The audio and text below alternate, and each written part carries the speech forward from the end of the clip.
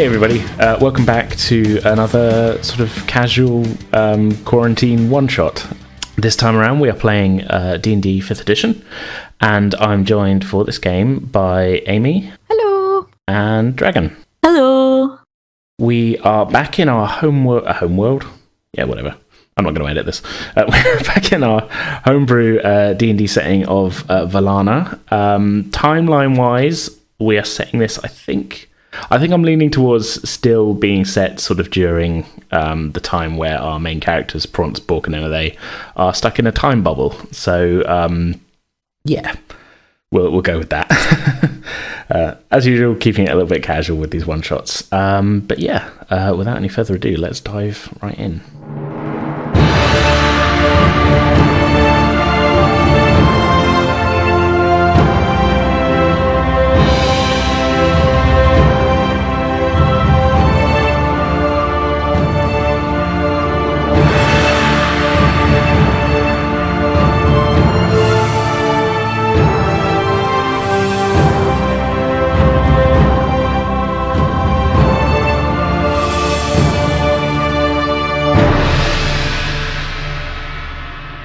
The summer is drawing to a close in the Drakeseat Mountains in central Valana. The evenings are drawing in a little sooner each day, and the snows are showing the first signs of returning on some of the lower slopes. In a high mountain pass, just off of the main trade road through the mountains, sits the bustling dwarven settlement of Shalefast. A short distance within the town's walls is a tavern, known as the Fantastic Squeezebox. Although it is still early evening, the tavern's usual busy evening atmosphere is already in full swing. The smell of pipe smoke fills the air, drink is flowing plentifully as local dwarves finish their shifts in the mines or the trade hall, and there is currently a rather awful poem being recited from the cramped corner stage by a young dwarf who's seemingly oblivious to just how badly his handiwork is going down with the assembled audience of drinkers. Indeed, the only reason it seems that the crowd has not become openly hostile to the untalented poet is the rather tall, for a dwarf, bouncer who is keeping a sharp eye on the proceedings. Behind the bar stands a young dwarf bartender, working away furiously, and next to him, the pub's owner and operator, a human woman.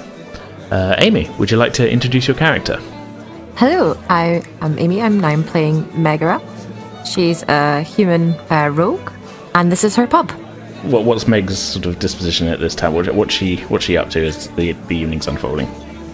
Well, she's keeping an eye on Sandy, the poor unfortunate poet. Though Slab, her bouncer, is doing a really good a job of that. She's just mainly just keeping an eye on the regulars, spotting any new faces. Speaking of new faces, sat at the bar is a tiefling. Dragon, would you like to introduce your character? So, my tiefling is called Ruby. She is small for a tiefling, with rich, deep red skin. Unusually for one of her race, she is not wearing shoes or boots, revealing that she has, unusually, cloven hooves. But as she is now travelling in a mountainous area, this seemed relatively sensible. She has kept her longsword on her, and quite clearly looks like she's capable of using it. Alrighty. So would you say this is your first time in Shalefast and the Fantastic Squeezebox, or have you passed through here before? I think it's my first time here. Okay. So your travel through the mountains to get here has been, I would say, probably fairly uneventful. If you made your way up the trade road, it's fairly well patrolled, and it's a fairly peaceful time in just sort of the country in general. That's not to say that there aren't bandits here and there, sort of few sort of roving bands causing trouble, but by and large, there's no kind of general sense of danger on the roads, and that people travel fairly easily. What brought you to the mountains? What brought you to Shalefast? Ruby is in between contracts at the moment. Okay. And she grew up in a very rural, isolated location. Okay. And she's just quite happy to be wandering around at the moment without any particular particular place that she needs to be at a specific time. Okay, she's on a gap here. Yeah.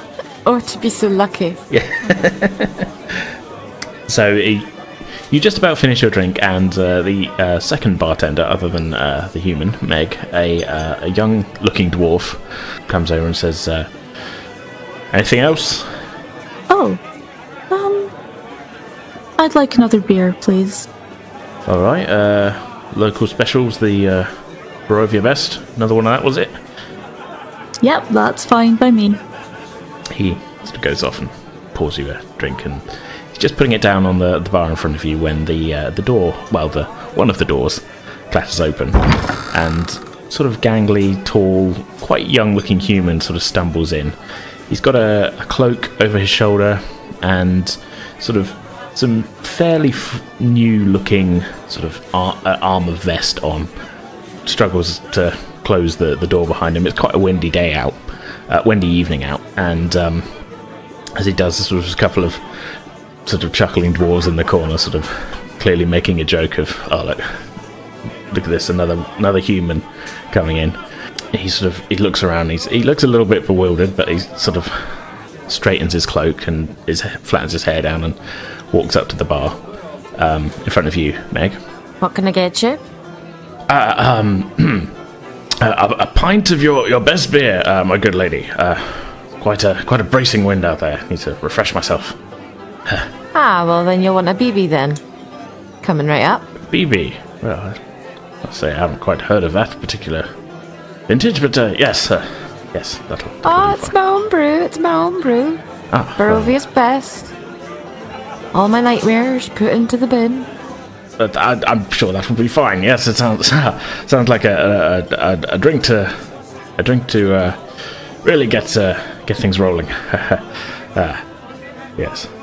He's sort of looking around the bar and catches the sort of sight of you, Ruby, and sort of gives you a sort of look of like, yes, hello, how are you?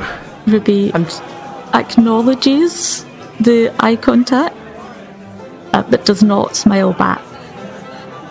You sort of see the sort of quite nervous looking sort of smile sort of waver a little bit like, okay, and he sort of turns away, sort of drumming his hands on the bar. I'd imagine Meg kind of observed that reaction and kind of just grins to herself. She's cleaning some glasses, going, idiot. I take it you've poured him the drink and everything, and yeah. He takes a sip of it, and sort of you can see him. I mean, how strong is a BV? Is it quite? He said it's got all of your nightmares in it. Well, it's going to create some magic. I'd imagine.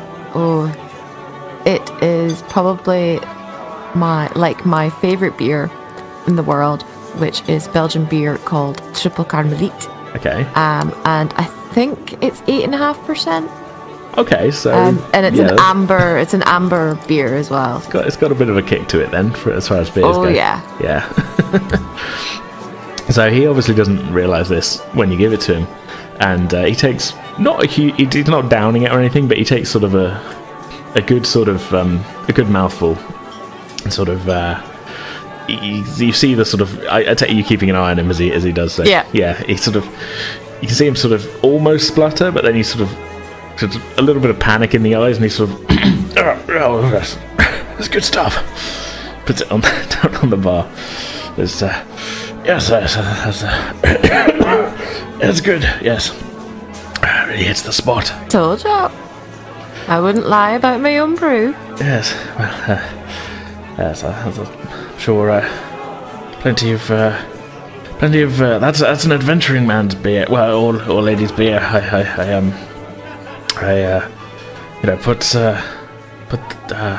I don't know. It's a good beer. It's a good beer.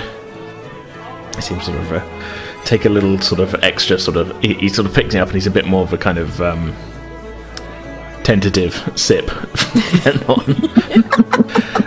More measured. Yeah, he's sort of he's nursing it a little bit. He's sort of, yes, that's good. Kind of stands there for a good few minutes as he's sort of watching the poet Sandy finish another one of his recitations, frowning a little bit, sort of clearly not a complete idiot because he's realised Sandy isn't a very good poet. And as Sandy sort of leaves the stage to a mixture of polite applause and boos, the man turns back to you and says, "Look, this is a bit of an odd ask, but I'm actually looking for any kind of, well, I don't want to use the term sell swords, it has some negative connotations, but stout-hearted adventuring folks to join me on a quest of great importance. Yes, that'll do. Well, would you happen to know anybody around here with that kind of proclivity for high adventure and renown?" Well, this is really a merchant town. It's called the coming and going in traffic, so adventurers do come by every now and again, but I've been on a fair few adventures myself, though I've got my pub to think about now. Tieflin over there looks like she can wield a sword. Yes, she certainly looks like she can handle herself. Well, maybe perhaps I'll ask her. So I'm putting together an expedition of sorts. We are going to be heading deep into the mountain range to the legendary peak known as the Winged Peak. We're going to be the first group to climb it in 200 years. It'll really put my name on the map. Oh, you're climbing it, so no actual fighting or dealing with demons or running away from hippies or weird creatures. Well, you never know. I don't know about hippies around here, but well, I must say this is actually my first time in the Drakeseat Mountains. I'm not too sure what we might run into, but yes. So how many in your team have you got right now? Well, for now, it's just me and my horse. But yes, obviously, the more people, the better. Really, you never know what we might run into. Adventure. Okay. Can Ruby hear this conversation? I mean, it's kind of noisy in here, but go ahead and make a perception check for me. 10. Okay. You're kind of catching bits and pieces of it with a 10, I'd say. You know, it's not, as I say, it's kind of noisy in here. It's kind of it's pretty busy evening, really. You know, this is your first time in the pub, but you're kind of, you're sensing it is a little bit of a sort of bustling night destination. You know, it's not just dwarves in here. There are a couple of others, obviously yourself included. Yeah, a lot of sort of background noise, but you're catching sort of snips. Okay. You maybe don't catch Meg pointing the guy towards you, but you sort of hear a little bit about, him sort of putting together an expedition, shall we say. You know, you don't catch all the details, but sort of get the idea that this guy is asking for help. Having caught some interesting words in there, Ruby's going to just turn and watch them. Okay. Just now. So you turn and watch just as the guy sort of turns back to you, sort of almost basically straight towards you. He's not right next to you at the bar. He's sort of 6-10 feet along the bar. Sort of catches you. You know, he's obviously about to head towards you, and you just basically turn and look straight at him. And you sort of caught a little bit by surprise. Like, oh yes, hello. Oh, it's a meet cute. It's a meet cute. Does Meg say that out loud? No. Oh, yes, he's a little bit taken aback. So, yes, hello again. I've well, this might be a little bit. I mean, stop me if I'm mistaken. This charming bar lady here has informed me that you might be of the sort to be taking part in in adventuring and acts of renown, shall we say? I might be. What sort of adventure were you thinking of? Well, okay. Here's let me give you the pitch, as it were. I am leading an expedition to the legendary Winged Peak, further into the mountain range. We will be the first to scale it in nearly 200 years, thus cementing ourselves in the history books and buying me a spot in the Explorers Guild. it promises to be, well, I'm not quite sure what it promises to be. The path will surely be dangerous, but who knows what we will run into. And what are you offering to adventurers to accompany you? Well, I mean, obviously, you know, we go down in history as members of the legendary expedition of Jackson Black. But if that is not enough, I've got gold. I can pay, but yes. Name your price. I will accompany you. Ah, good to hear it. This surely will be an excellent partnership. First to accomplish this heroic feat. Ever since the Dragon Slayers disappeared, nobody has been up that way. Excellent. You may struggle to find some other adventurers if they know that a tiefling is accompanying you. Oh, well, why is that? We are not always thought kindly of in some places. One of my best friends was a tiefling. Osmond. A great little guy. Not all tieflings are bad. I don't mind them. I didn't say we are all bad, merely that some people are suspicious of us. Well, not me. You can, and I'll take any help I can get. Obviously. You know, I kind of want to go out in the mountain air. I just haven't had the time to get some vacation time for myself. Away from this wonderful place?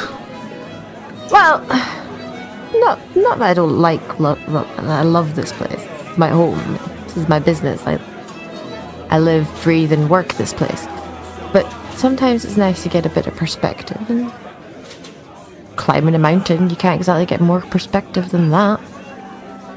At this point, Sandy the dwarf walks up to the bar and says, "Hello, Meg. I think they really liked that one.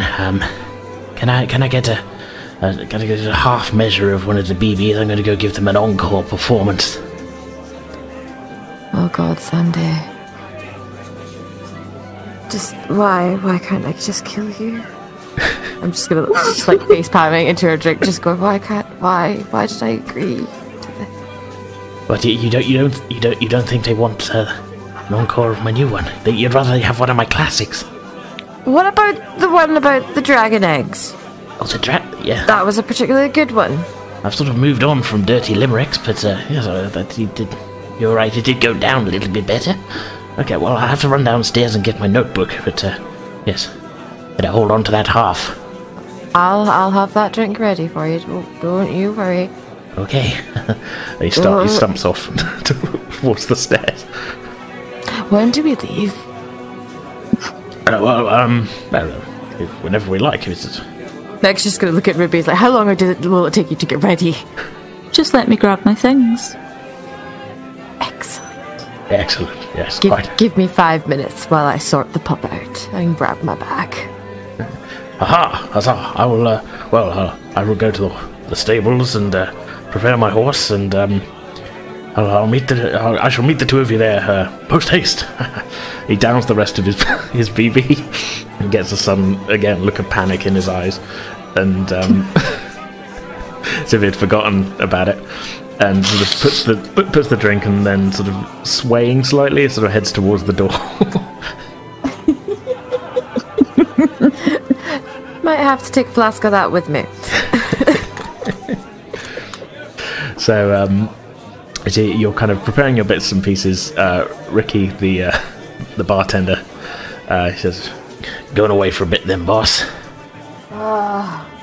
If I could get away permanently from Sandy, I would. But it's only for a short trip. I'll keep an eye on him. Make sure nobody kills him. I'll do my best. He's dead, I'm dead. Me and the slab will keep an eye on him. Don't worry. If he causes too much mischief, though, you know what to do. Lock him in his room for 3 days. Lock him in his room, yeah, that's the one. Till he calms down. Or until... No more rhyming couplets. Oh, Christ, no. Not the couplets. Not the couplets. Yeah, you can count on me, boss. Good. Right. Where's my squeeze box? It's hung up over the fireplace. Why is it over there? It should be underneath the bar in its pride place. So when I'm pouring drinks and I get bored, I can just play it in the corner. If I remember right, you had a couple of drinks yourself, and I'll go get it for you. Too damn right you will. Yeah. Okay. Don't tell me what I did when I was drunk. I was testing the BB. You knew this. Yeah, we too many hops in the new batch. Yeah, I remember. It's a bad day. It was a bad day. I'm like stuffing stuff into my bag because I'm so annoyed.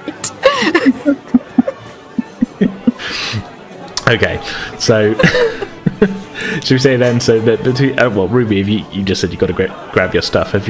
Where was your stuff? What was your plan in town? Had you dropped your stuff off somewhere, or are you talking literally just about a bag? Yeah, I dropped my stuff off. So I hired a room somewhere and just dropped my ranged weapons there. They're not that much use inside the town. Okay.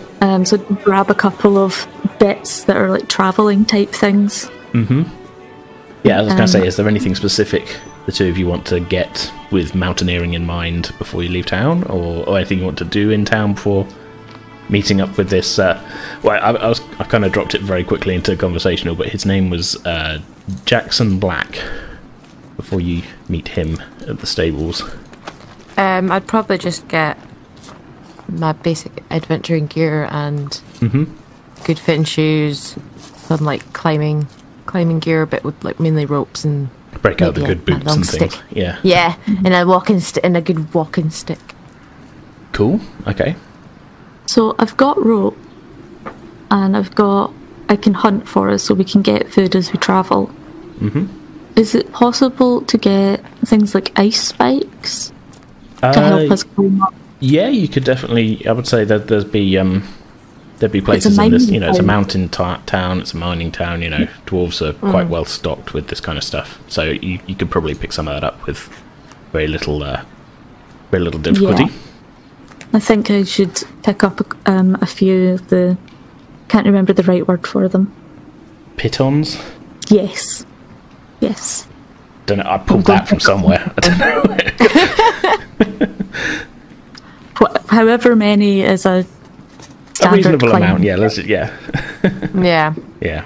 Okay. So between the two of you, you managed to gather some sensible supplies and things, and find your way to the Shalefast stables, where it's pretty easy to find this young man, Jackson Black, who is sort of preparing a quite fancy-looking horse. The saddle's well made. The horse has clearly been like groomed quite well and everything. It doesn't look like a sort of. I wouldn't say it's a working horse, not like the kind of ponies and things that you see traders around here pulling their carts with or anything like that.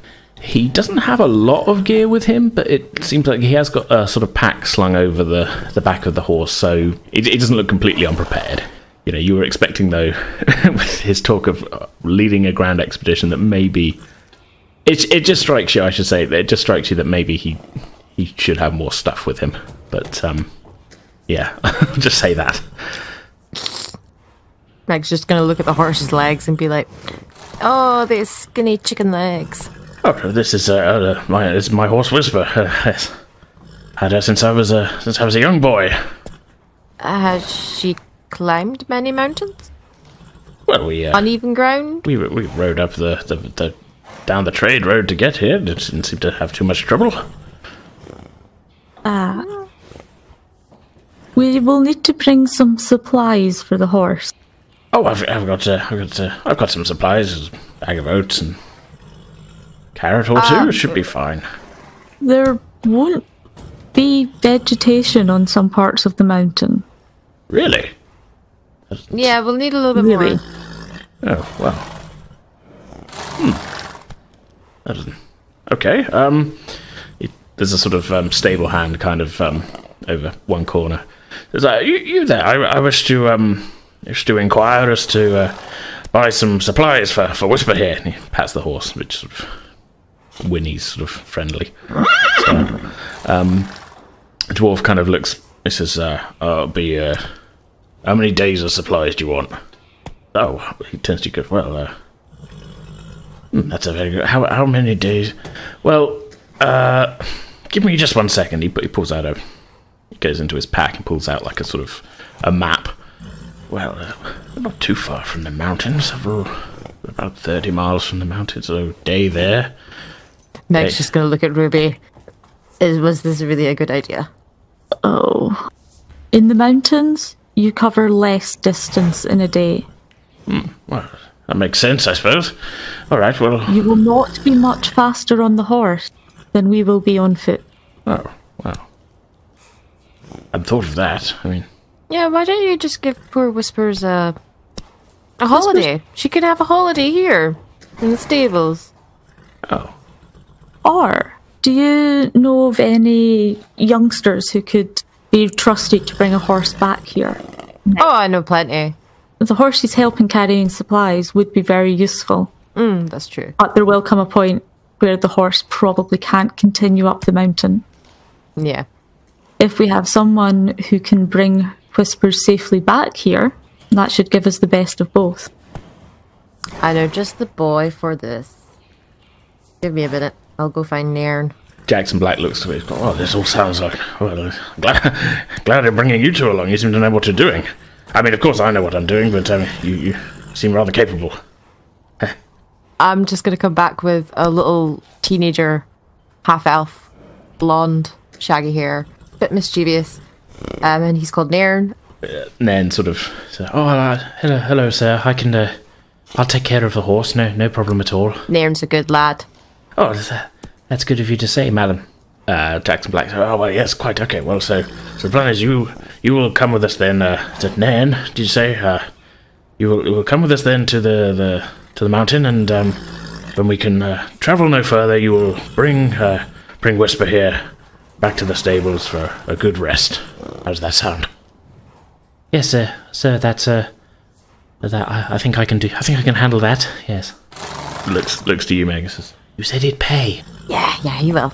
Okay. But I'm going to give you a coin now, and you'll get the rest when you take him back, and when we get back and we see that the horse is fine. I'm not having any funny business like last time, Nairn. I told her that wasn't my fault. Aye. All right. He holds out a hand. Give him a coin. It Go on. Disappears into Get your stuff. All right, okay. He disappears off, comes back with like a travelling cloak and backpack. And so, how long are we going to be? Mum wants to know when I'll be back. Well, we're not sure. Hopefully within a week. Okay, well that should be fine. Hopefully. Dad won't be back for another 10 days anyway, so he won't miss me. Alright, so, gathering the party then, it is led by this rather, you would guess you're a little bit unsure as to his confidence, but blustery, I should say, man, Jackson Black, who, did I properly say, he strikes you as not maybe being older than 25. A bit gangly, but, sure of his purpose. Him leading, followed by Ruby and Meg and the newly minted horse attendant. I don't know. Is that a job? Horse attendant? Sure, why not? A groomsman. Groomsman, there we go. Newly minted groomsman Nairn, and the four of you set out into the rapidly darkening evening. It is about 20 miles in a straight line from Shalefast to the Winged Peak, but this being a mountain range, it's not exactly a straight line walk. It's going to take you, would think, probably maybe a day and a half, 2 days to get there, just due to the terrain. So, how would you like to proceed? There's a few different kind of routes and things. I think especially Meg, who's been in the area. Maybe Nairn could maybe suggest you could take a more southerly route, taking a little bit further distance-wise to get there, but going further down the trade road before heading into the sort of more untamed mountain passes.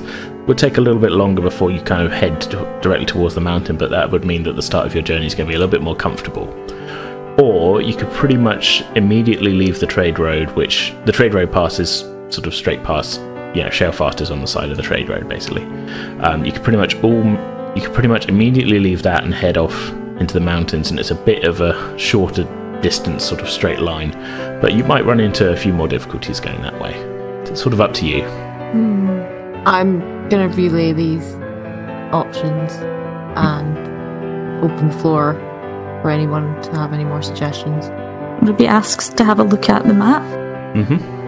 And looking at it, the options are either a moderate descent southwest, or we stay on the road halfway to Grey Reach and then cut back up along the valley.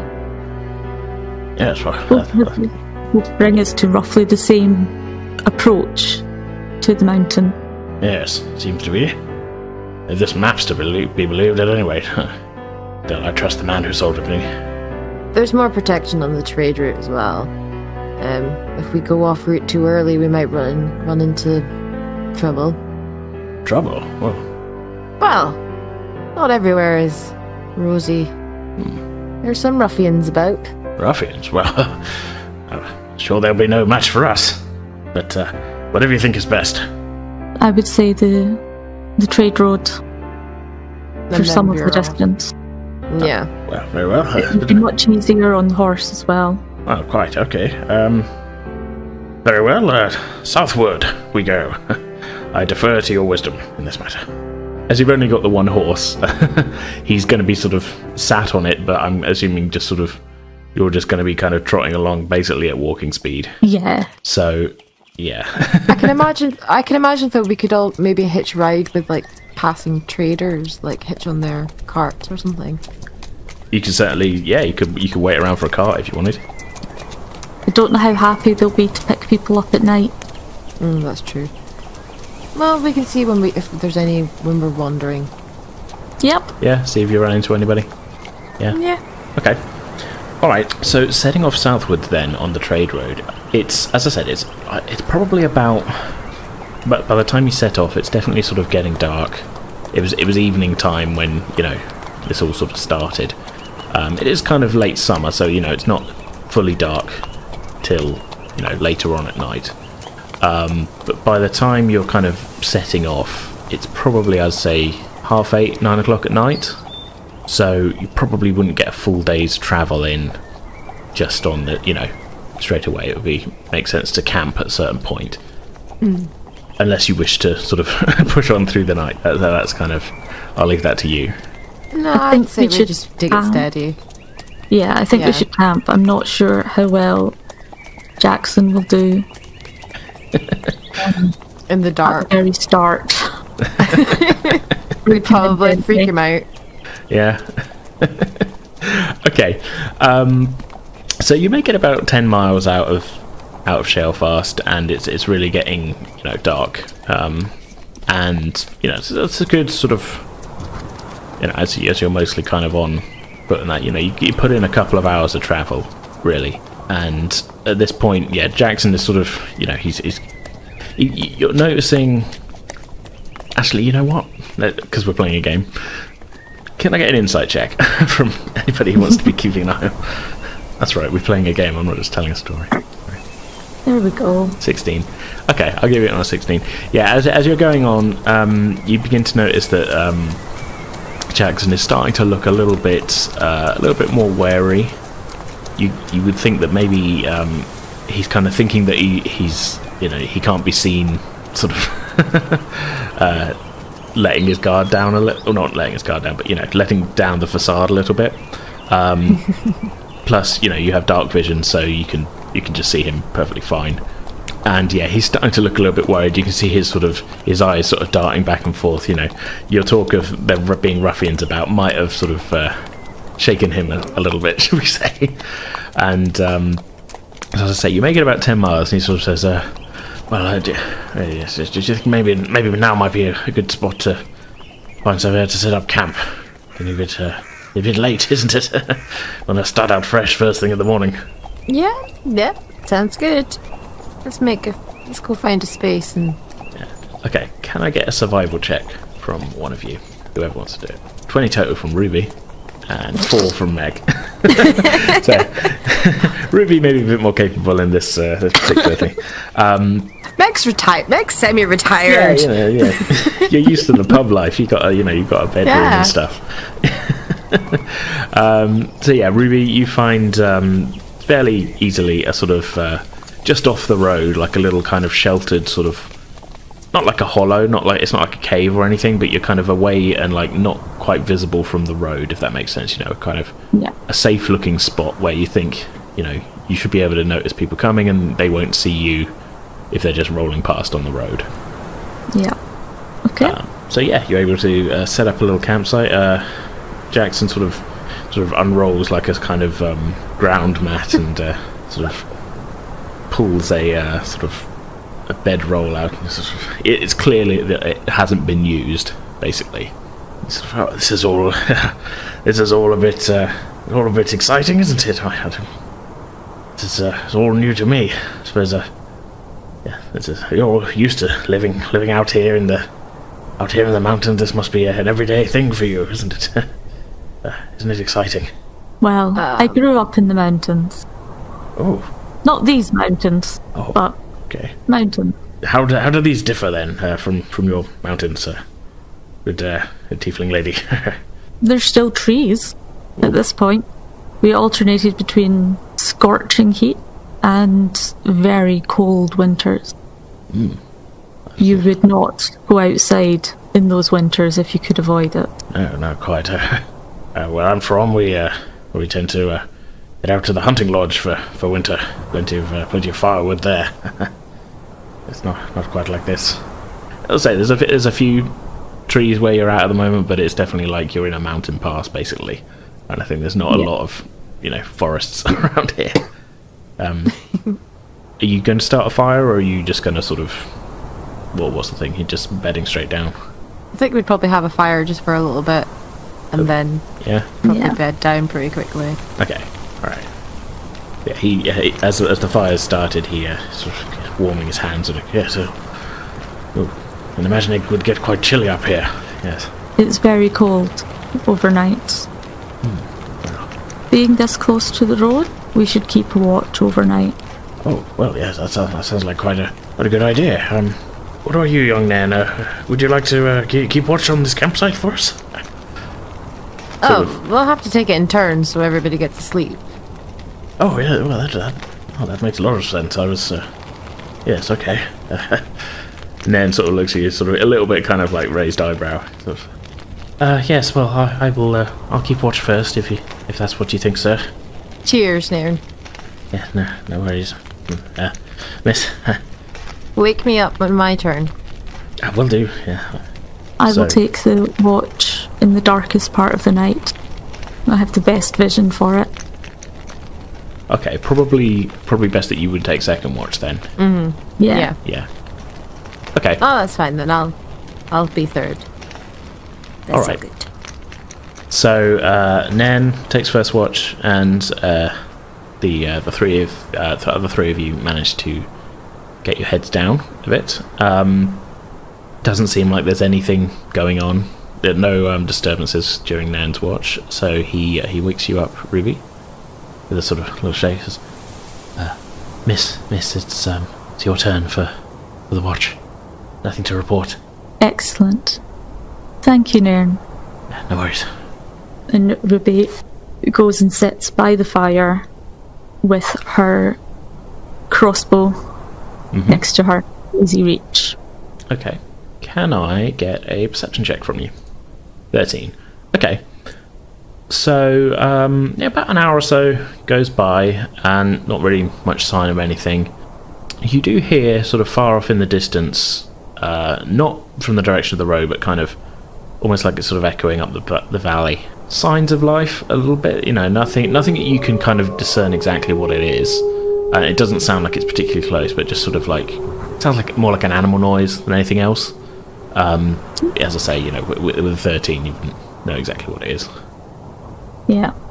As I say, it doesn't sound too close, really. Okay. Does it sound more like predator or prey? Can you give me a nature check on that one? 16. Yeah, sounds more like a predator. It could be a wolf of some kind. Okay. That's fair. Yeah. But as I say, with the echoing around the hills and that, it definitely doesn't sound like it's not like coming over from the other side of the rock or anything like that. It's more like it's sort of echoing up the valley, and it is quite quiet, so it is a little way distant. But yeah, that's pretty much the only thing you notice during your shift. Ruby isn't very concerned. She'd expect there to be wolves somewhere in this range. Yeah. Not too many of them, but no, but they are known to be around here. Yeah. Okay, but I'd say the rest of your watch passes without incident. Okay. At the end of my shift, I wake up Meg. I know. But, so, there are some wolves deeper in the mountains.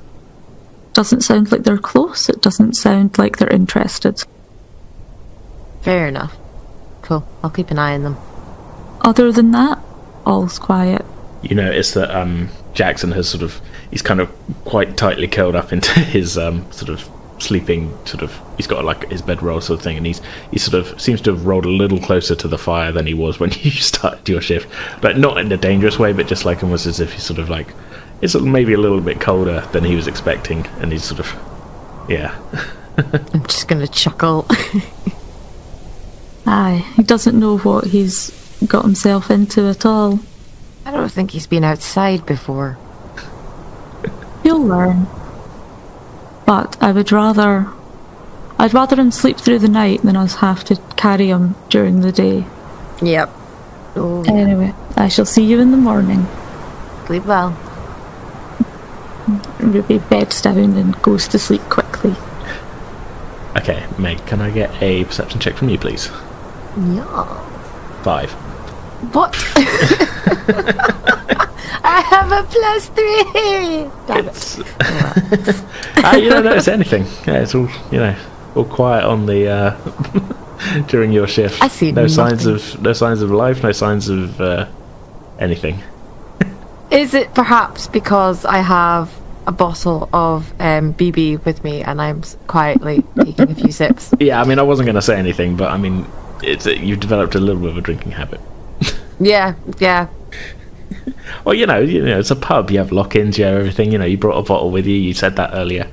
I brought 2 bottles with me. Yeah. So yeah, you awakened. You're used to having a full night's sleep. So this is your first time back out on the road in a while. So maybe you woke up. I mean, you're a little bit sort of bleary-eyed. You thought, I'll just have a quick drink while I'm awake. Keep me going. And yeah. I miss everything. Yeah. Don't notice anything at all, except you do notice when the sun begins to rise.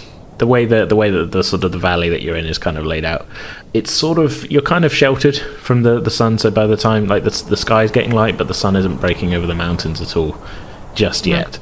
So maybe if you were on the plains, then yes, the sun would be visible. But it's a little bit later on that the sun would actually rise over the sort of surrounding peaks. But yeah, it begins. Morning has broken. All right, I go and wake up Jackson for his turn. Try and get a few hours. Oh, is it morning already? No, not quite. We've still a few hours until the sun properly rises, but you just keep an eye out. I haven't seen anything, heard anything. There was wolves earlier. Wolves? Well, they were far off. They were quite a few. They were far enough away not to bother us. But yeah, nothing interesting. Oh well. I'm gonna get some sleep now. I'll keep an eye on things. Maybe a spot of breakfast on the go, I suppose. Yes, a bit of an early start for me. Try not to wake everybody up. Oh well, I'll do my best. Yes. I'm actually going to roll a stealth check, I think, for him. Just for comedy's sake. 3. So I rolled a 3 on stealth for him as he sort of settles himself down, and you can sort of hear him sort of rummaging. You're trying to get back to sleep. You can hear him rummaging through his pack quite loudly. Kind of, there's a couple of sort of jingle. Yeah, he's obviously got like a mess tin or something in there as he's sort of knocking it back. Sounds of metal moving, and then like a quite noisy sound of a liquid of some sort being poured into the metal container, and there's some quite I mean, probably not as loud as it seems, but you're trying to get back to sleep, and you can just hear the sounds of sort of slurping and like sort of like a kind of noise. You know, he's clearly not that great at keeping quiet. You kind of just about managed to doze back off again. So yeah, I mean, I'd say the three of you are woken by the sort of the rising of the sun, rather than him keeping good time and waking you up and saying we should go now. Cool. When you do awake, you look and see him sort of, he's not really paying much attention to stuff. He's sort of sat on a rock and kind of just sort of looking around, a little bit of a sort of starry-eyed kind of eyes, you know, at the environment, you know, the surrounding mountains. It's quite lovely here, isn't it? Yeah. Well, oh, you're awake again. Yes, good morning, everyone. Ready for another day on the road? Ruby stretches slowly. Yeah, I slept all right, actually. Ah, good to hear. Mm-hmm. Right, well, up and at them, shall we say? Okay, I was just going to say we can probably skip over breakfast and stuff. Yeah. Okay, so back on the road, it's kind of mid-morning when you reach the point where you think you should probably be leaving the trade road and heading off into the mountains. Was this the point where you wanted to send the half-elf boy back with the horse, or did you want to, what are you thinking? Depends how rough the terrain is. Yeah. I think we can probably have the horse for a bit longer. You could go a little further, yeah, but it is going to be a little bit rough going. So, like I say, it's totally up to you. I think we should keep the horse another day. Okay. And see how we get on. Yeah. Yeah. Because then we can let Near and go back, and we'll just carry the rest of our stuff. Okay, so as you get ready to leave the road, you take another look at the map, and you reckon you could probably make it sort of, again, half the remaining distance before the sun goes down again, and then be ready to really get to the mountain the following day, just because of the toughness of the terrain and such. As you're making your way, then you make your way off of the trade road and into the more sort of tougher ground. It's really sort of untamed kind of mountain scrub and rocks and things. There's a bit of there's still some vegetation as you're making your way up the valley, but it's more kind of light grasses and things like that, and it's quite rocky terrain as you're going. You do notice that you are sort of heading up an incline. It's a slow incline, this is quite a long valley, but looking back you can actually see that the trade road is it's lower than you were. You're going uphill. You can always see a hill more clearly when you look back. Yeah. Is there like a natural path? Yeah, I mean there is a fairly sort of natural route that you're going, and maybe there was a river that ran down this, carved this valley at some point. It's no longer here.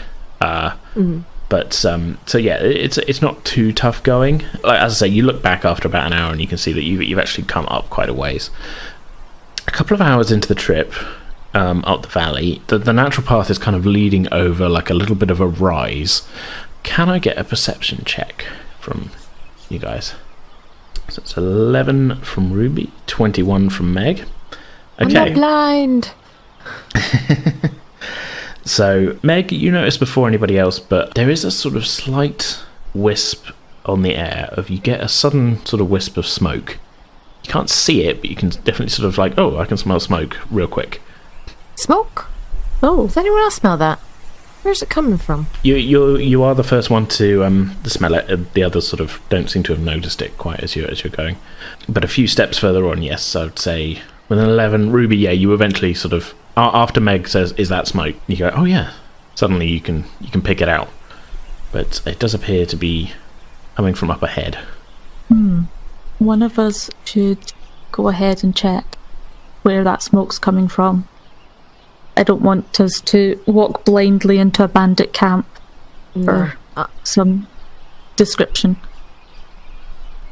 I will go. Well, bandits, you say? Well, yes, but better have our wits about us, you say. Yes, do be careful, my dear. I'll scout ahead a bit, see See if I can see anything. Okay, being stealthy, I take it. Yeah. Okay, can I get a stealth check from you first? I have seen. Well, that's a 1. You do have a Next to drunk. You do have a +3 on that, but I mean, it's still a natural It's a 1. 1. Yeah. So, yeah. I'm drunk. Has Meg had like a hip flask that she's just been like having a go on every once in a while? Would you Probably. say? Yeah. Probably. Brought more booze than she needed to. Yeah, you're trying to be kind of stealthy as you're sort of scrambling up this ridge, but you keep just putting your feet on like kind of loose gravel, and it's just kind of scraping down and everything. And let's just say you're not being particularly stealthy. I am a cat in a china shop. Yeah. But you do make it up to the ridge, and you kind of peek over, and you can see down below you, sort of just down the rise, is a group of 7 people who do sort of seem to be looking around, kind of trying to figure out where the sound they just heard is coming from. They do look pretty rough, I will say. They've got like a little bit of a cooking fire going. There's a few kind of sacks sort of strewn around of like just sort of just stuff, and a couple of kind of sealed crates. There's along with that there's a couple of sort of bedrolls and things there, but they kind of seem to sort of have hands on weapons and are kind of looking around to see where this noise of scraping gravel has come from. The best dressed of them is a human. There's 6 others. There's again another couple of humans. There is there's a dwarf with face paint, sort of in like kind of sort of white lines up over his eyes, if that makes sense. There is, you're not sure if it's an orc or a half orc with them, and there are a couple of what look like half elves. They've all kind of got hands on weapons and just sort of looking around. You can sort of hear one of them go, I think it came over this way. It's one of them. I immediately duck. Okay, you duck down. You can hear one of them sounds like you can't really tell who it was because you've ducked down. You hear someone go, it's probably just an animal or something. Come on, let's get back to the game. You did notice, I would say. Okay, yeah, there was like some playing cards out when you look down as well. Oh, okay. But yeah, they're not like playing D&D or something. But yeah, so you duck down. Can I get another stealth check from you just to see now that you've ducked again? Sorry, just to. The natural one was you've put them on alert with that first natural one, shall we say? Yeah. 7. Okay, that's slightly better, but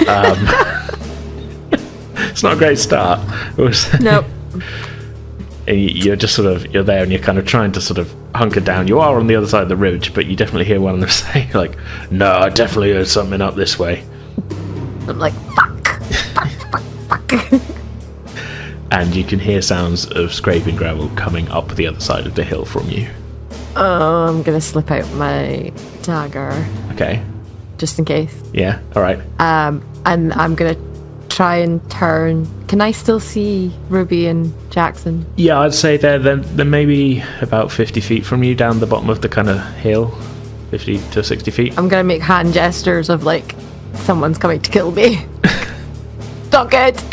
Stop it! Okay. Ruby gets out her crossbow. Okay. Or her longbow, sorry. Mm-hmm. And loads it in preparation. Alright, so you're kind of... would you say you're sort of aiming at the top of the hill then? Yeah. Yeah. Alright, okay. As you've been forewarned, I might give you a surprise round, but yeah, I think that's going to be the best way to... Like, normally surprise would be if you catch them completely by surprise, and they're not, they've been alerted, but they're maybe not expecting an arrow to the face. Or a dagger. Or a dagger, yeah. So let's just say then, okay, so Meg, you definitely hear what sounds... You can definitely now tell their footsteps, and they're getting closer and closer and closer. Behind you, Ruby, Nairn has sort of hidden behind a rock, because, he's just a teenager, he hasn't got really anything. Yep. Jackson has pulled out a sword, and he's sort of holding it, and, he's not, like, shaking or anything, but he's definitely... You can tell he's sort of psyching himself up a little bit. But yeah, you hear these footsteps getting closer and closer, and Ruby, you're the first to see because you're back and you've got a view, of what looks like a human striding up the other side of the hill, just cresting the top of the hill. So, what would either of you like to do? I'm going to let him come further because I kind of want to surprise attack, just like surprisingly leap out at someone when they're a bit closer. However, if Ruby has a shot, then I'd rather let her take the first one out and wait for like someone to come the next one. I'll leave it up to you guys. I'm probably within shouting distance. If I call out to them to stay where they are and see if they listen. If they start coming for us, then I'll just need to shoot them. But give them an option to start with. Okay, so Sounds fair. So you're shouting out to the guy then? Yes. Okay, what do you shout? Stop there, or you won't take another step. The guy is, what the bloody... Hey, boys. Couple of travellers down here with a horse. Alright, I'm not moving, but... He sort of got his hands up, but, Meg, you can definitely hear the sounds of others coming up the hill. I'm going to gesture to Ruby that there's more coming. Yeah, it seems like he hasn't actually noticed you. You're kind of like, Ruby caught his attention. But when you move your hand... I'm kind of crouched down on the other side, I think. Yeah. Let's roll for initiative, and I'll give you guys a surprise round that to sort of see, because you do kind of have a little bit of the jump on him, even though they are aware of you, should we say. Okay. Alright, so I rolled initiatives for Jackson and the Bandit. So we have an order of Ruby had an 18, Meg a 17, Jackson 12, and the Bandits as a group have 5. So, as you guys have got a surprise round, you basically get to act twice before the bandits go. So, Ruby, you're first. What would you like to do? First, I'm going to move closer. And use... I'd like to use my cantrip of thaumaturgy. Okay, let me just look that up. It's been a while. Which effect are you using then with thaumaturgy? I'm going to cause tremors in the ground. Okay, for all right. 1 minute. Yeah, that's cool. You have a range of 30 feet, so I take it. So you're moving forward a bit, and then sort of casting it at the top of the hill. Is that a fair shout? Yeah. Yeah. Okay. How are you? Okay, describe your sort of spell casting. What pose are you striking and stuff? I guess. Okay.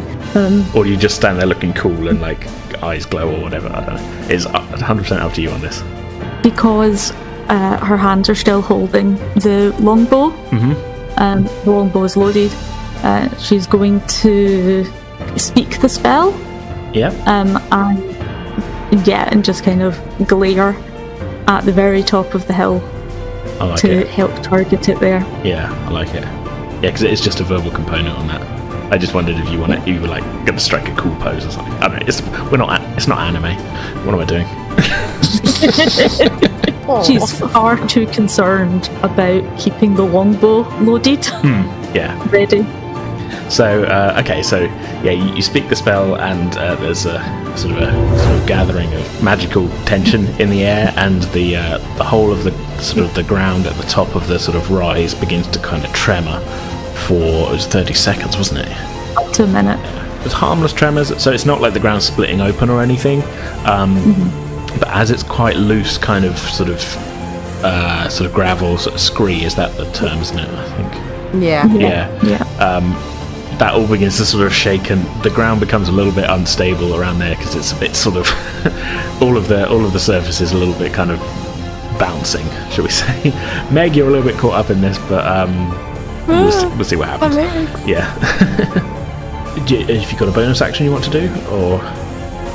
No, that's probably me. Yeah. She doesn't really want to kill them straight out. She's trying to scare them into leaving them alone. Makes sense. Yeah. Okay. Meg, what would you like to do? I'm assuming I'm probably gonna have to roll a balance check. Yeah. You know what? That's a good. Yeah, we'll call this a let's call this dexterity saving throw. 19. Yeah. You can keep your footing quite handily. Yes. Having made your way through Barovia, some shifting gravel is no problem for you. So that's not an action. We'll just call that. Unless actually, you know what? We'll call that a bonus action. So to try and keep your feet. Yeah. So you can still move, and you can do an attack action or something if you like. They haven't spotted me yet, have they? No. At the moment, it's still just the one guy who's kind of up on the top. You can't see the others yet, but there were sounds of them coming up the hill. Yeah. I'm the same mind as Ruby. Meg is going to probably try and stay in stealth.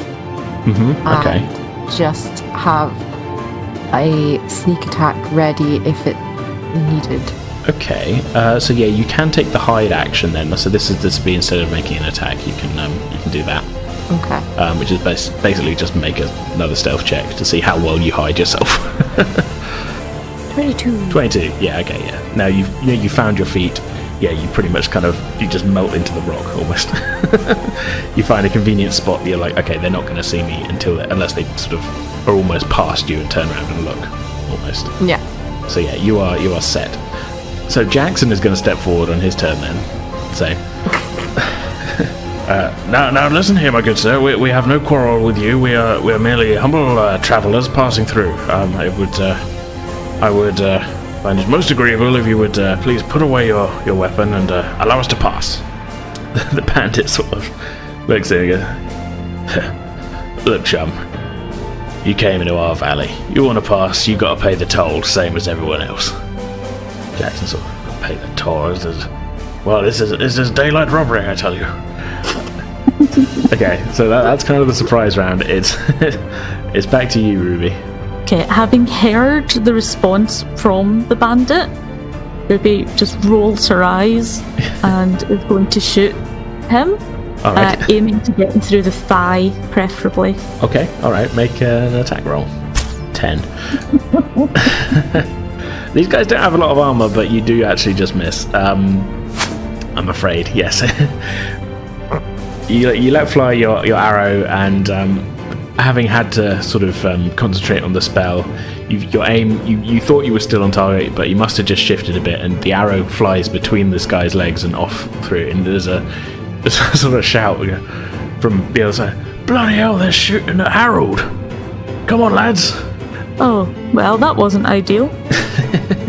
You can still do a bonus on your move action if you like, but... No, I'm going to hold at that. Yeah, okay. Meg, what would you like to do as you watch this arrow fly between the legs of this bandit? I'm sad for Ruby, so I'm going to take my dagger and try a sneak attack and ram it into his liver. Okay, yeah. I'd say, yeah, because you were hidden, you definitely get advantage on this. Make an attack roll. D20 plus 9? D20 plus 9, but 2D20 plus 9 actually, and then you take the highest. I mean, you got 28 there, so that's pretty good. But might as well roll again just to see if you get a crit. No, 11 plus 9. Okay, so the first one's best. So, okay, this is where rogues are ridiculous. So, yep, you do 1d4 plus 6 piercing, but you also, because you got a sneak attack in, you do an extra 3d6. Okay, 13, so there's a total of 20 points of damage. So yeah, this guy, feeling very, relieved that Ruby's shot missed, he had this little bit of a grin on his face, and there's the shout from behind, "Look, come on lads, they're shooting at Harold." And then you sort of spring out of nowhere and just stab him in the gut, and he sort of looks down and up at you. And you watch the light go out of his eyes as this sort of surprised expression on his face, and he just kind of falls backwards off your dagger, sort of already dead by the time he hits the ground, and starts rolling down the hill away from you. So yeah, it was pretty brutal. I would say as well, you weren't right on him, so we'll call that your move and your action. No, that's fine. Yeah, Jackson is his turn now. He goes, "Oh, what the? Oh my goodness! Oh." But he sort of readies his sword, and he sort of sets off up the hill towards you. He can't actually quite reach you on his turn because he was still sort of 50 feet back. He's got 30 feet of movement. And the bandits are now up, and now that you've sort of stood up and stabbed this dude to death, you can see there's 6 of them left. 3 of them are sort of heading up towards you. One of them was sat down, you would guess was maybe the one who was on about come back to the playing cards. he's rising quickly, but he was obviously a bit further away and a bit further to react. There were another two that were kind of the other side, so 3 of them are currently heading up the hill towards you. They're not going to quite make it to you this turn, but they've pulled out their weapons, and that's pretty much their turn. They'll definitely make it to you in the next turn. Okay. But Ruby, you can't see them from where you are because they are on the other side of the rise. What would you like to do? Ruby's going to move forward as far as she can. You could probably make it up to Meg in your turn. Okay. She'll go. Yeah, Ruby will make it up to Meg, a few feet away from her. Sort of a little bit further along the ridge, maybe. Yeah. And now she can see the 3 bandit. I think she'll take another longbow shot since they're still at a little bit of range. Okay, yeah, so you kind of run up the hill and let fly with another longbow shot. Can I get an attack roll from you? 17. 17 is a hit on one of them, so go ahead and roll some damage. That's 11 points of damage, so yeah, you the one you hit, you just about managed to catch him sort of... Where were you aiming for on him? Torso, yeah. Okay, so yeah, your arrow just sinks into his torso and he just goes down. Like his momentum where he was running up the hill kind of carrying him forward. He goes down and the arrow hits the ground and it sort of drives further into him. And you hear kind of like, oh, and he lies still. Tried to warn them. Yeah, it's true. Yeah, you gave him, Jackson gave him the warning. Speaking of, he doesn't quite make it up to the top, but he sort of sees you firing down, and he's about 10 feet behind you. He says, "I'm coming, don't worry." But it is now the bandit's turn. So you have 2 running who can get to you this turn, and 3 sort of coming up behind them that will be here in 2 turns. But they are on their way up. All of them are just sort of got swords out. As you look down, you can see there were a couple of crossbows down there, but they seem to have sort of reacted and just kind of put their, they grabbed the swords from their belts rather than picking up crossbows. Not the smartest move, but, these guys maybe aren't the smartest guys. So, luckily, there's 1 each for you at this point. So, the first one then is going to take a swing at Meg with his sword. To 6, which is, I'm going to assume, less than your armor class of 13. 13. Yeah. And the other one is going to take a swing at Ruby. 14. So, Ruby, you just about managed to get your shield up in time to block this blow, which otherwise would have hit you quite badly. And you've managed to deflect it off. But we are back round to you, Ruby, in close combat with this first guy. Ruby regains her footing, drops the bow, and draws her longsword to attack. Sure thing. So that is a 9. So unfortunately, yeah, the act of, you're just still reflecting his attack with your shield and dropping your bow and pulling it out.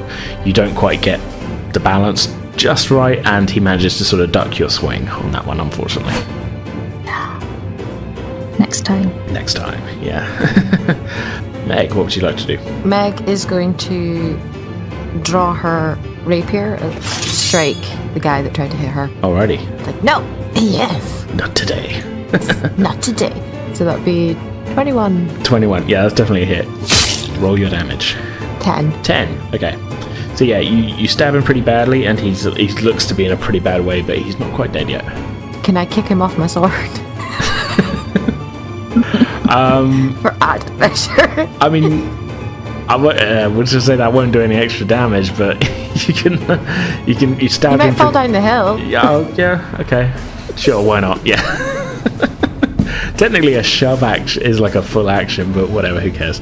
I'll just straight D20 then. Yeah, just do a D20. This is kind of like a strength check, I think. So D20 plus, you got +2 in strength as well. 14, so 16. 16. Yeah, I'll do a strength saving throw on him to see if he doesn't fall down the hill or not. And 9. Okay, yeah, no. So reeling from your vicious slice with your rapier, you just boot him, and he loses his footing, especially on the currently still shaking ground, and goes tumbling down the hill. He still doesn't look dead, but he's in a pretty bad way as he rolls down the hill back into his camp. He seems to have dropped his weapon though, and he's bleeding pretty badly. Okay, it is Jackson's turn. He gets to the top of the hill. He goes, and he sees the bandit facing you, Ruby, and he's going to take a swing at him with his sword.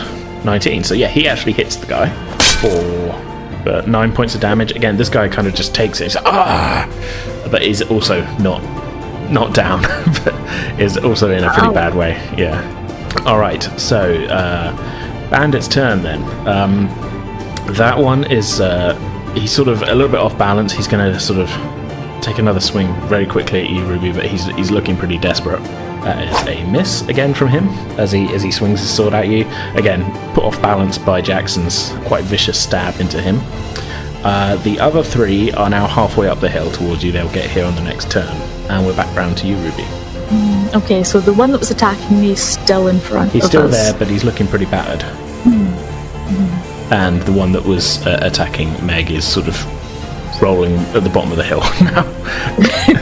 He doesn't look dead. You can still see him sort of moving, but he looks pretty messed up. He'll maybe think twice. Okay. Ruby is going to attack again with the longsword. All right. 7. So that's a 7. So yeah, I'm afraid that's another miss. You do have your move and bonus action. If you move out of combat, though, you will get an attack of opportunity against you. Yeah. Would Action Surge let me attack again? Yes. Well, that's basically that's what it does. Yeah. Gives you another action. Okay. Yes, I will do that. Okay. So burning action surge, and you can attack again. An 11. I hate to say it, but I'm afraid that's also a miss. Just a little bit. It just kind of glances off of the guy's got. It looks like he's got like a kind of a loose bit of sort of what was maybe part of like a more full suit of armor. Just kind of he's got like the shoulder pad kind of just strapped to him. It looks like it had been taken off somebody's corpse almost. It's it's quite battered, but he's got that on, and unfortunately that's the bit that your sword manages to find, and it just kind of glances off of it. So yeah, unfortunately, no. That's nice try. Just starts swearing under her breath. Yeah. Some pretty choice tiefling swear words going. Oh yes. Flying. Yeah. Okay, Meg, you are not currently in combat with anyone. No. But there are 3 guys running up the hill towards the group of you, and Jackson and Ruby are currently fighting one dude. I would like to stab the one dude. Okay. With the rapier? Yes. Go for it. In the face. In the face? In the face. 15. 15? Yeah, 15's a hit. Okay. Roll your damage. You're not going to need a lot. You need to roll at least a -4 to do that to kill this guy. So yeah, 13 down. So yeah, Ruby, while you and Jackson are having sort of a little bit of trouble dealing with this guy, suddenly out of nowhere, just this rapier just goes through the side of the guy's head and comes back out again, and Meg's like, 2 for me. Jackson gets sprayed with some face blood, and he's suddenly like, like he was already a little bit kind of like surprised at himself for stabbing the guy in the first place, but then suddenly this blade just comes over his shoulder through the guy's head and out again, and he gets a bit of spray on him, and he's like, oh god, oh no. Does this action by any chance intimidate the 3 that are coming up the hill? That's a very good that's a good question. I would say probably not. Based just sort of on their general demeanour and that, it's a pretty intimidating thing to do, but these guys seem to be kind of, this isn't their first fight, if that makes sense. You killed my friends! Well, yeah, but they're maybe, being sort of bandits, maybe they're not the closest of friends anyway, they're keeping an eye open and that. Which is a long way of saying, like, no, they don't seem that intimidated. Really. They're still coming. It is Jackson's go. He sort of wipes. He takes one hand and sort of wipes the blood off of his face a little bit. Oh god! Oh no! And now more are coming. And sort of readies himself. He doesn't seem to be leaping into combat, if that makes sense. He came up to help. He came to help. He's wasn't that, but he's not like, he doesn't seem to be one to be like, no, follow me, leading a charge kind of thing, should we say. So he's more sort of readying himself against the attacks to come. And speaking of which, the bandits come up the hill. There are 3 of them and 3 of you. 1 for each of you, I should say. So the first one will take a swing at, as I've got your character sheet open first, will take a swing at Meg. So that's a miss on Meg. The next one's going to take an attack against Ruby. 23. Oh, it's a natural 20 as well. Ooh. Well, I do apologise for that, but yeah. So natural 20 to hit. The way I do natural 20s on here is still roll damage as normal and then just double it. Double the dice damage, if that makes sense. So, for example, they do 1d6 plus 1 slashing damage. So I'll roll the d6, double whatever comes up on the dice, and then add the 1. So 3 up to 6 plus 1, so 7 points of damage on you. And the final one is going to take a slash at Jackson. That is also a hit on Jackson. He does 6 damage to Jackson, who kind of clutches it. It sort of slices him sort of on the arm, and he goes, "Oh God, oh!" And we get back round to Ruby. I think I'll do a plain attack this time. Which is so d20 plus 5 is an 11. God, not doing too well with these attack rolls. Yeah, I'm afraid that is just a miss again. I mean, you might have figured out now these guys have an AC of 12. Yeah. I don't know what to tell you. Okay. No. Dice. Keep rolling 11. It's just the dice. Yeah. Yep. What happened? Yeah, that's fair. Okay, well, Meg then, I guess. Are you just doing a regular rapier attack then, Meg? Or Yes. Yeah. I shall try and swing. Okay, 15. 15 is a hit. This is on the guy that's attacking you. Yes. Okay. So 11. So that is 11 points of damage. So yeah, this is one of the half-elves who's made it up to you. That you're not sure if it was the guy who was playing cards, but it could have been. And after he takes a swing at you, you sort of neatly dodge, slice back at him, and he gets this sort of pained look on his face, and again, just sort of crumples. You're really cleaning up in this fight. Yeah. This is a lot of pent-up pub rage happening here. Yeah, she's probably like just releasing all the frustrations of like how much she wants to kill Sandy. It's been too long since you've been able to stab someone, and you're really, you're getting a good workout here. Yeah. Yep. Okay, so Jackson is going to take his swing, and he misses. So, okay, back at the bandits, there are 2 left, plus the guy at the bottom of the hill who's just sort of clutching his chest and gasping for breath. So one of them, I'll go for the first one. We'll just say we do his another swing against Ruby. There's a 10 to hit. That is a miss, I believe. And the last one, which is the slightly better dressed guy who possibly might have been a leader, you're not sure, takes his swing at Jackson. And it clanks off of Jackson's shiny new armor plate, which is doing its job, but it now has a neat scratch down the middle of it where this sword nearly dug in. And Jackson's like, "Oh, well, money well spent." Didn't say it out loud. It's just a fun voice to do. All right, and we are back to Ruby yet again. Okay.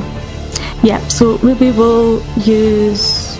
She's going to continue with the longsword, and it's a +6 because I wrote my strength down wrong. So it should be a +6 to the attack. Not that it would have helped that much. Oh yeah, no, 16 is +3, isn't it? Not +2. Yeah. So I was looking at that, thinking like, yeah.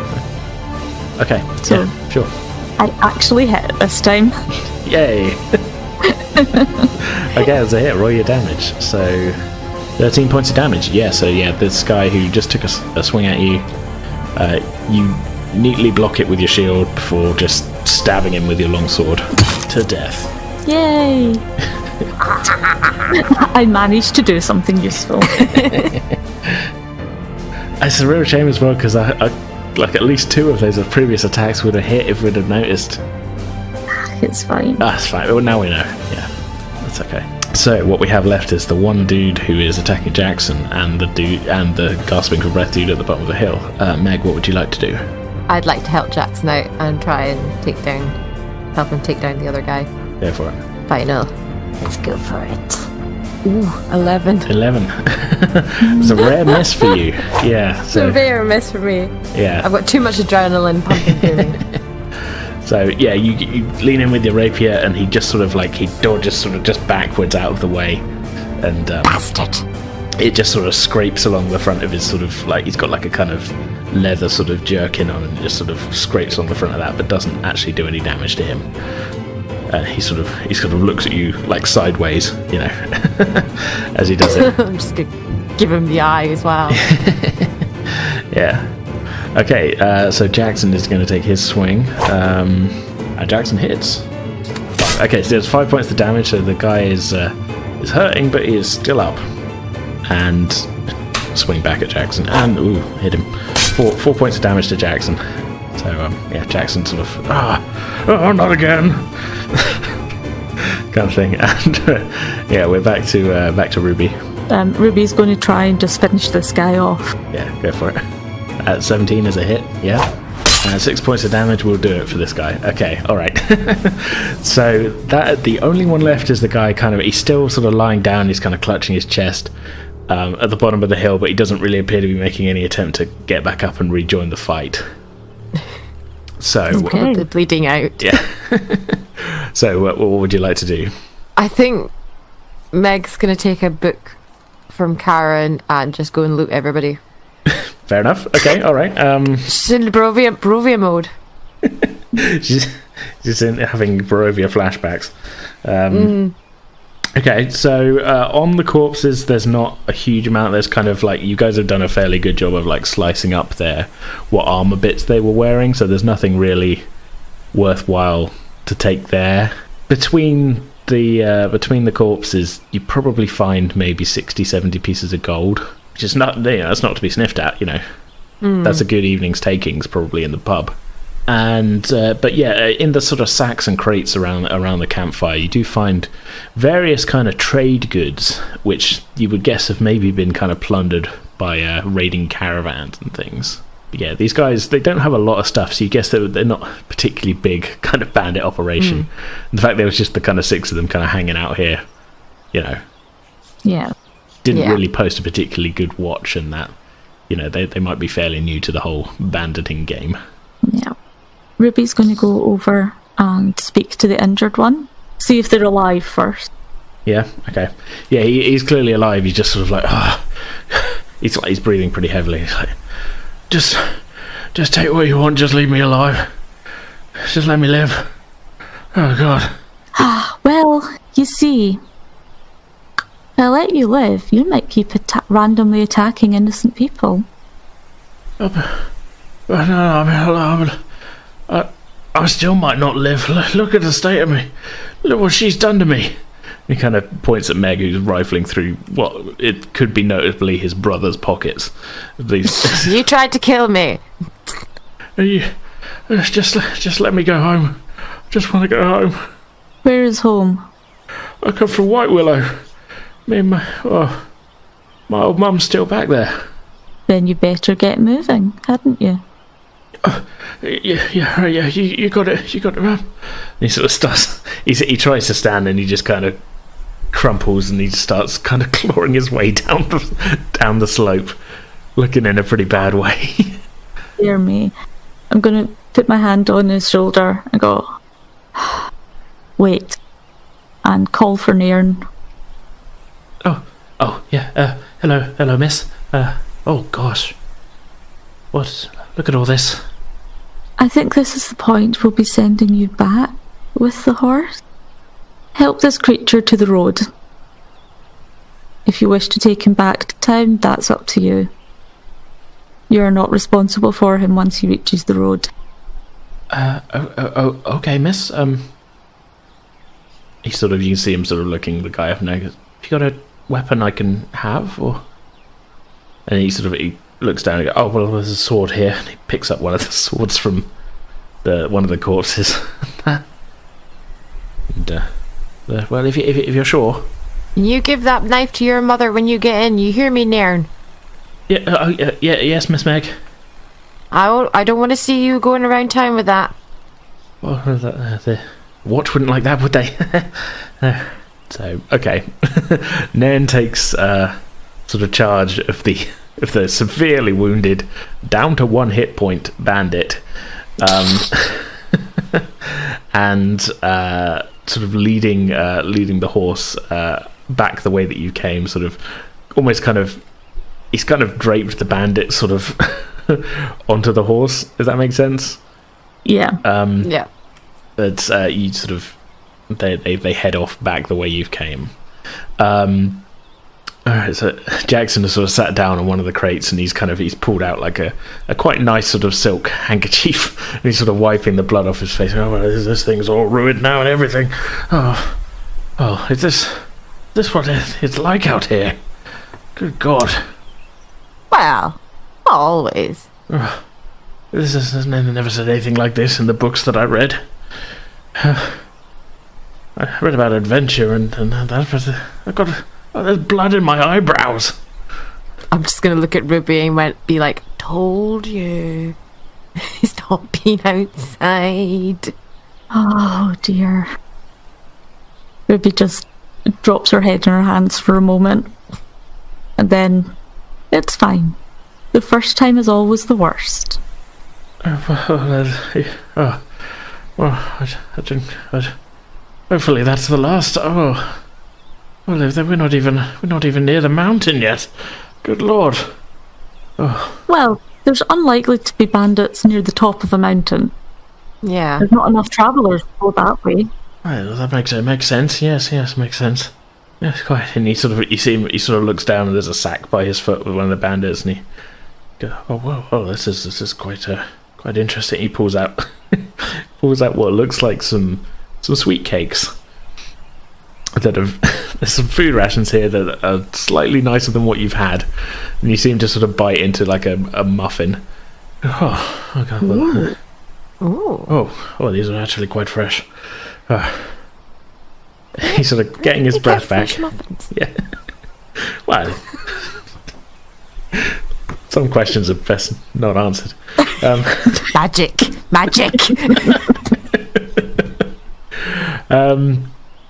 And probably built them out of a bakery. Oh yeah, possibly. I mean, yeah, where you are, I mean, you're not too far from Grey Reach, and they're not too far from the road, so possibly there was, one of them just popped to the bakery. Yeah, exactly. Yeah. So yeah, as the three of you take this opportunity to catch your breath and maybe restock your packs from the ill-gotten gains of this small group of bandits that you've put a stop to the bad actions of, the rest of your journey still lies ahead of you. The mountain, the winged peak, awaits.